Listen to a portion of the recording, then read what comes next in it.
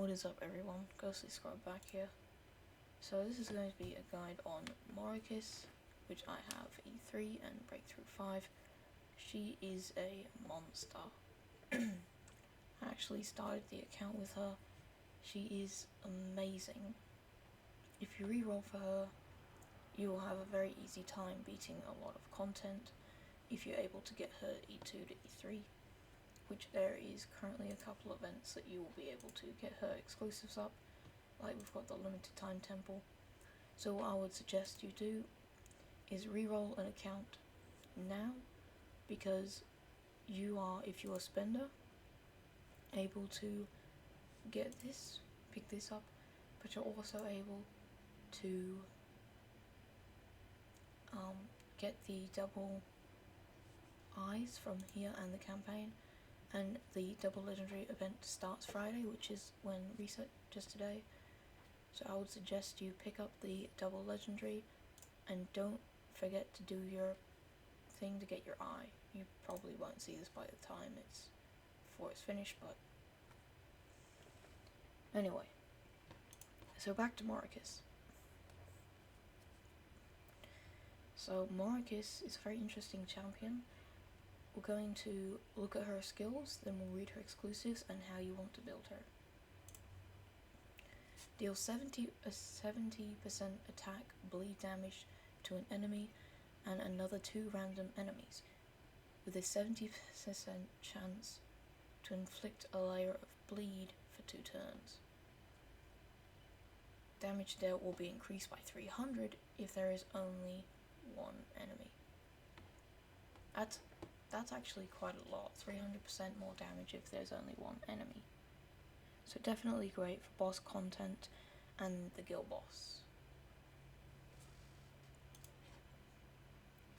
The S2, Morikis summons 5 thorns to attack enemies randomly. Each thorn deals 130% attack, bleed damage to 1 enemy with a 50% chance to inflict a layer of bleed for 2 turns. If the same targets hit multiple times of a single cast, the damage taken each time equals to 150% of the previous time. Each enemy is calculated separately. And that is on a 3 turn. Then we have the passive. Morikis gains additional mastery to 16% of initial effect hit, up to 40%. Mastery can be gained this way. At the beginning of each wave, for every 50% effect hit earned by Morikis reduces all enemies excluding bosses. Initial attack by 2 up to 10% can be reduced, cannot exceed 10% of Morikis' initial attack, and increases self-attack by 20% of the enemy's initial attack, reduced in total.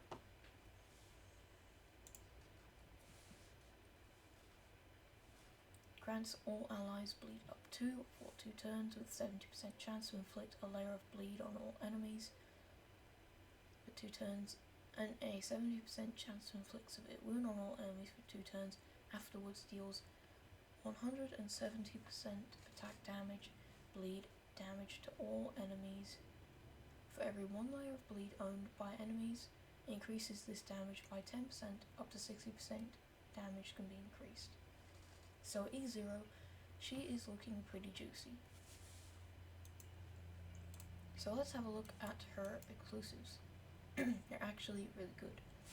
Her exclusive 1, at the beginning of each wave or self-turn, Morikis gains stealth, so she cannot be hit.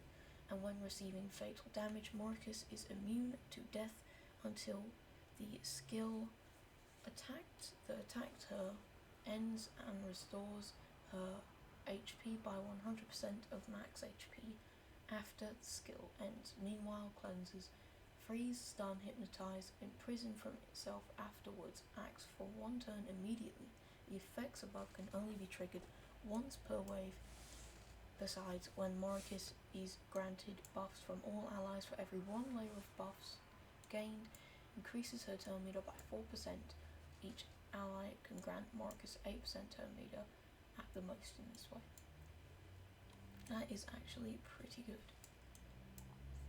Allies with the bleed tag will gain extra attack up to 20% of Morikis' initial effect hit, Up to 40% can be gained this way. Besides, removes one layer of buff from each enemy before demonic seed deals damage. Now her E3 is where things get very, very interesting. Parasitic demonic seed is enhanced for every 50% effect hit owned by morikis. Additionally, reduces enemies excluding bosses initial speed by 1.6%, up to 8% of initial speed can be reduced. Cannot exceed 8% of morikis initial speed and increases self speed and attack by 40% of the enemy's corresponding attributes, reduced in total. After boss takes damage from interweaving attack, spirit of exorcism, and demonic seed breathing, if bleed owned by the boss reaches 1 to 5 to 10 layers, morikis gains 1 to 3 to 5 layers of demonic seed, each which increases attack by 4% and mastery by 10%. Up to 20 layers can be owned. So that is very, very, very interesting. So the more effect hit you have, the more mastery she'll have. So you do want to build her with some mastery, but the most you want to build her with is effect hit. So you want to build her with, which this is actually, a lot of people don't get this, high HP, high attack, high effect hit, medium mastery. And the reason you want so much HP is that she has to survive and get her stacks. If she doesn't survive and doesn't get her stacks, then she's not going to end up doing much damage. Now, I've seen a lot of legendary echoes used on her, and normal echoes, but blood carving or blood craving is the best one, since it gives effect hit, and the actual echo itself increases her damage by around, if she did 100 million, I'd say about 20 million, maybe 10 million. And this is only at the no star. But what's best about this echo is that you can get it right from the get-go at the beginner echo wish on the free pool, literally just on the free pool. So very, very good echo. If you didn't have that echo, I would recommend either her echo or just anything with effect hit or bleed included. For the auras are pretty simple. You're going to want range hit aura, mastery expert, and hit master aura. You're going to want to try and get this one as far as you can to 24%, just so you can get as much. The range hit aura is super, super great. I think everything considered, my morikis has about 200% effect hit, maybe. Then you're going to want, for the blessings, effect hit, and then mastery and tenacity if you want. And then here are the emblems. You always want to go for long-term basis on a dot damage dealer and hit enhancement.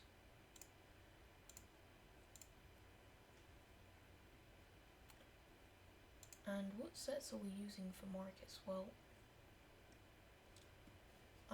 right now I'm not using the most effective because I had a 2-piece accuracy and 2-piece devour.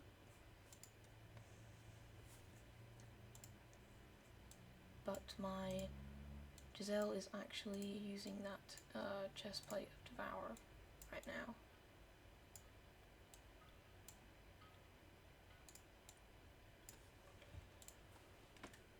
And then my Indra's got the other one.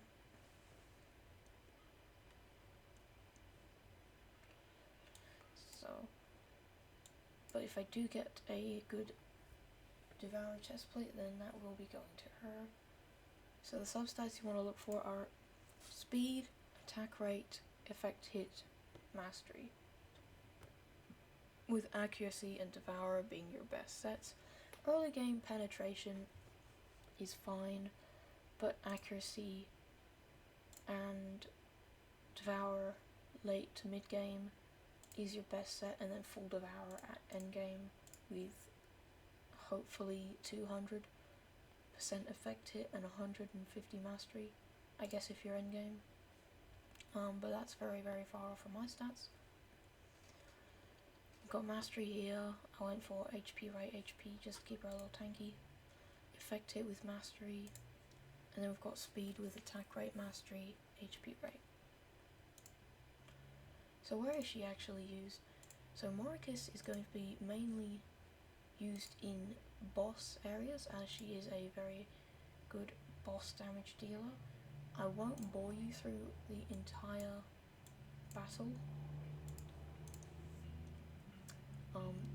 You can swap out her Erito for a E1, E2 Shao or an E1 Lance. I'm only using her for the skill damage increase. And you can see we got that much damage. Now my morikis is not as good as she could be. She's just short of 150% mastery effective. I need about 9%. I wonder if getting that 9% would actually make a difference. Alright, didn't take me that long to find a piece. We haven't lost much speed or attack, but we have now got 150% mastery. So I wonder if this works in 50s and we just didn't have enough. So if we test again. So we did get a little more damage, so it might just be a fluke. We did get a little more damage from that. Although sometimes we don't get damage. So she is a little bit inconsistent with her damage, but she is still very good. I will show you in the Foresters. Haven't got really much of a team for this, but she's kind of a one-man army because she can revive herself once every wave, so as long as you are consistently killing waves, then you're fine.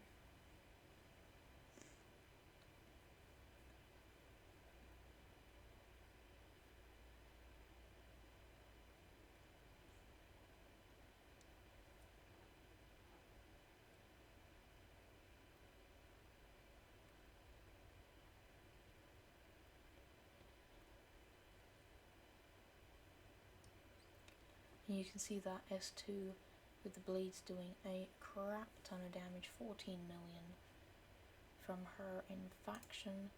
Very impressive, not too bad. Now I won't show you an arena battle. Maybe I can. Do I have a team? I do have a team with Lance.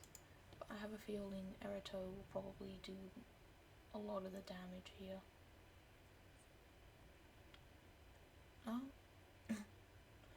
So she's good for removing that shield, or a shield that someone puts on, but the problem is she doesn't remove two buffs or three buffs like Moxie, so she's not 100% reliable against Nordak when he puts out the damage block and debuff immunity.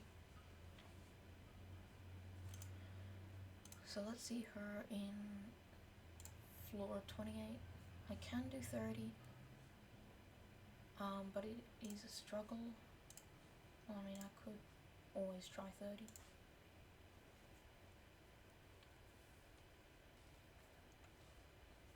So surprisingly enough, her S4 or her S3 has a lot of damage, even though it's an AoE attack, which you don't see often.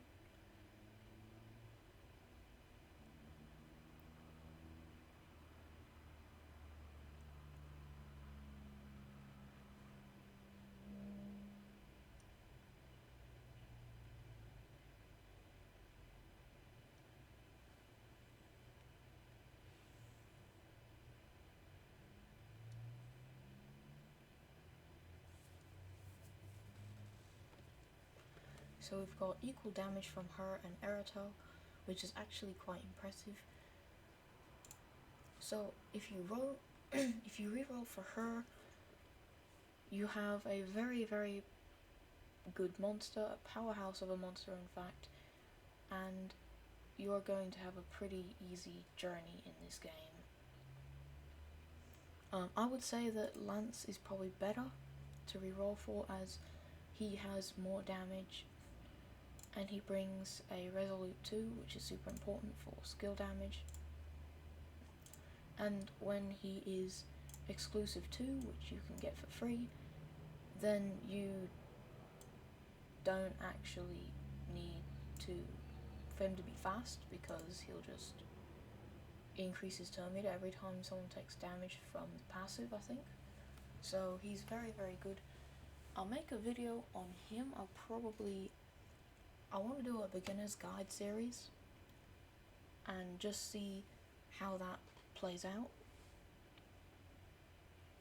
just as a little fun thing to help the new players, like who should we reroll for, what event should we reroll on, what's the best way to reroll. So yeah, thank you for watching. If there's any other heroes in my roster you would like to see a guide on, I know not everyone's E3, like Mercado or my Neri, she's really close to E3, or my Santa, or my Villa, or Xiaoyan, Zhenzhe, Willa, then just say I am up for requests. Thank you for watching.